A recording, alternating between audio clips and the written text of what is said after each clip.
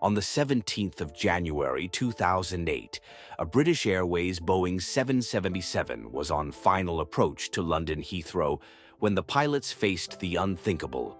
Less than a minute from landing, both engines suddenly rolled back and refused to accelerate.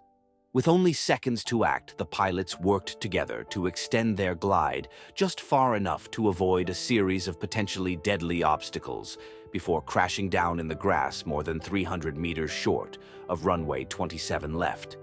Although the landing gear collapsed, the fuel tanks ruptured and the engines were torn apart. The wide body jet slid to a stop astride the runway threshold, mostly in one piece.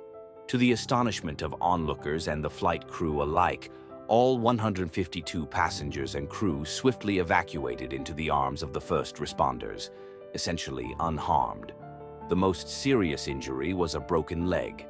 The cause of the crash turned out to be at once simple and incredibly unlikely, a combination of many obscure environmental factors and seemingly insignificant operational conditions that created the circumstances for the accident to occur. British Airways Flight 38 was an outlier case among hundreds of thousands of flights, falling so many standard deviations away from the mean as to push into unexplored territory, despite appearing utterly normal. Even so, the mechanism that caused the dual-engine rollback was fundamentally random, difficult to reproduce. Would it ever happen again? Could anything be done if it did?